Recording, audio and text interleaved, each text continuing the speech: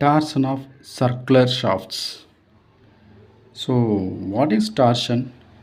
Power is generally transmitted through shafts.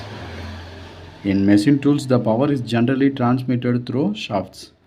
While transmitting power, a turning force is applied in vertical plane perpendicular to the axis of the shaft. While transmitting the power in shaft, a turning force is applied in a vertical plane perpendicular to the axis of the shaft. The product of this turning force and the distance of its application from the center of the shaft is known as torque or turning moment or twisting moment. So torque is nothing but force into radius. A shaft of circular section is said to be in torsion when it is subjected to torque. Simply torque. So pure torsion. A circular shaft is said to be in state of pure torsion when it is subjected to pure torque and not accompanied by any other bending or axial forces. Due to this torsion, the state of stress at any point in cross section is one of pure shear. The shearing stress thus the induced in the shaft produces a moment of resistance equal and opposite to the applied torque. So simply the pure torsion says the things just equal and opposite to the applied torque. Next, assumptions made in the theory of pure torsions. What are all the assumptions for pure torsions are? The following theory of pure torsion relates the shear stress and angle of twist to the applied torque. So relation between the shear stress and the angle of twist to the applied torque is the pure theory.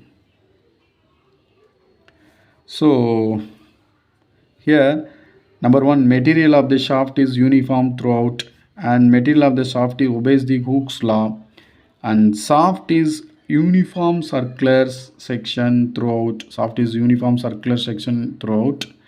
And shaft is subjected to twisting couples whose planes are exactly perpendicular to the longitudinal axis. So shaft is twisting couples, the planes are exactly perpendicular to the axis, and stresses do not exceed the limit of proportionality.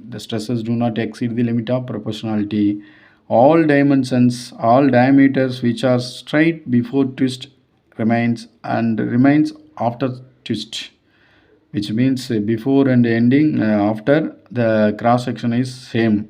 So these are all the assumptions made in the material is shaft of the uniform throughout and obeys Hooke's law, shaft uniform circular cross section, and shaft is subjected to twisting couples, planes are perpendicular, and diameter which are straight before and after remain also same.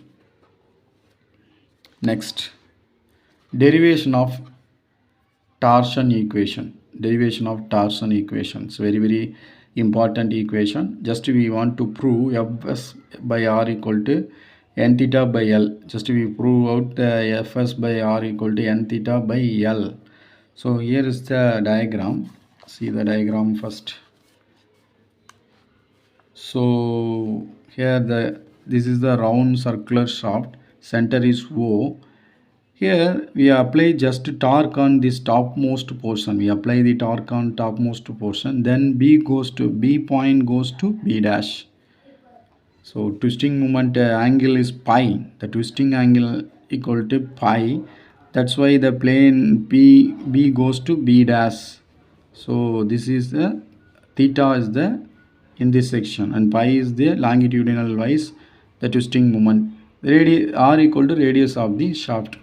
So consider a shaft fixed at one end. And subjected to a torque at the other end. Let L T equal to torque and L equal to length of the shaft and R equal to radius of the circular shaft. As a result of the torque, every cross section of the shaft is subjected to a shear stresses. As a result of torque, every cross section of this shaft subjected to shear stresses. Let the line AB on surface of shaft be deformed to A dash B dash.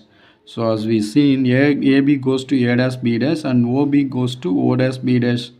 Let angle BAB, we see the angle BAB equal to pi in degrees and angle BOB dash equal to theta in radius, theta in radians.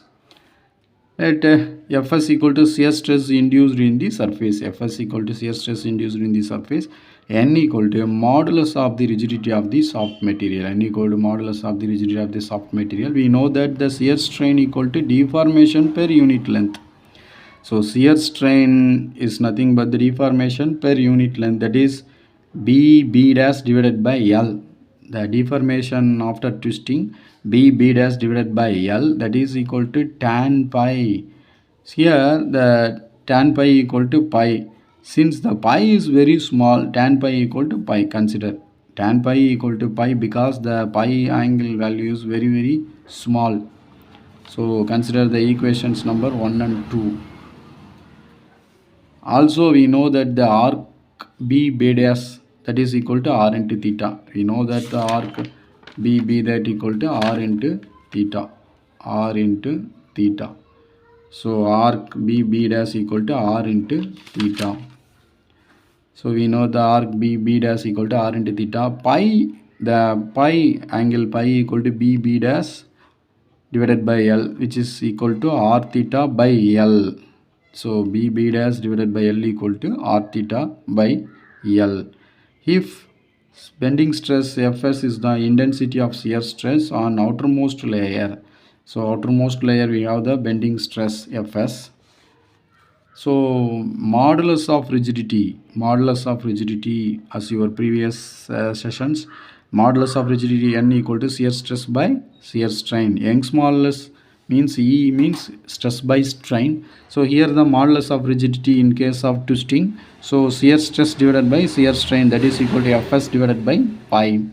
So pi equal to Fs divided by N, that is equal to equation number 4. So pi equal to Fs divided by N. So here the conclusion, equating the equation 3 and 4, we got Fs by N, that is equal to R theta by L, or Fs by R equal to N theta by L. Since theta and modulus of rigidity and length of the beam are constant, therefore the intensity of stress at any section of the shaft is proportional to the distance of the point from the axis of the shaft.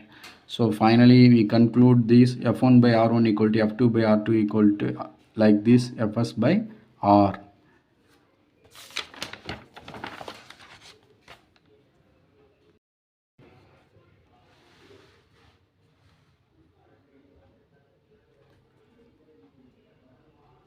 Next we want to prove T by J equal to N theta by L. So torque, polar moment of inertia, modulus of rigidity, angle of twisting angle, and length of the shaft. This relation we want to prove. Consider a hollow circular shaft. Here the center is O. We consider the elemental area dx. The radius of the shaft is R. Consider a shaft subjected to torque T, and consider an area dA, elemental area dA of the thickness D at x from the center. Let R equal to radius of the shaft. So here bending stress, here is we call shear stress developed in outermost layer of the shaft, shear stress Fs. So shear stress at this section, equal to Fs into x divided by R. Consider Fs into x divided by R. Area of the elemental strip equal to 2 pi x into dx. So tanning force on elemental area, that is equal to force is equal to stress into area. Basic. So Fs into x by R into 2 pi x into dx, we got 2 pi divided by R into Fs into x square dx. We arrange the equation 2 pi R into Fs that is x square into dx. So turning moment torque of this element dt equal to shear force into distance of the elemental from the axis. So 2 pi r into fs into x square into dx into x, and because of the distance is x from the center. So we got 2 pi r into fs into x cubed into dx. Total torque can be found by the integrating the above equation between the center O and radius R. Total torque is found by the equation with the aid of integration. Limits are center O and radius R. The the torque equation is integration 0 to O to R, center O to R, 2 pi fs R into x cubed. Here the x cubed is the function, other things are constant. So as you I hope you are understand about the integration. So here is the x cubed is the function. So formula for x power n plus n plus 1 divided by n plus 1. So 2 pi fs are constant, வெளியில் both are taking away, and x power 4 divided by 4 limits are center O to R. So finally we got 2 pi r into fs into r power 4 divided by 4. So applying the limit we got pi by 2 into fs into r cubed. Just we cancel and r cubed. So finally pi by 16 into fs into d cubed, because we put r equal to d by 2. So we got pi by 16 into fs into d cubed, and fs equal to rearrange the equation 16 into t divided by pi d cubed.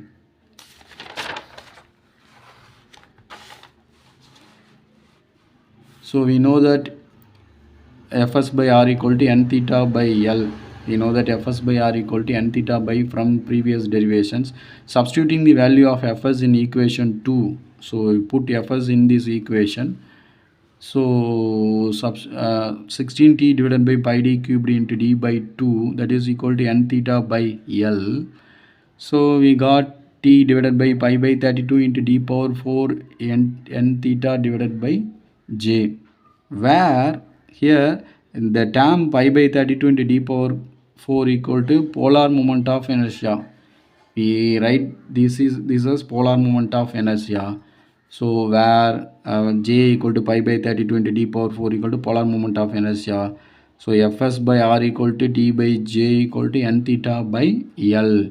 This is by combining the equations 2 and 3. Combining the equation we got this.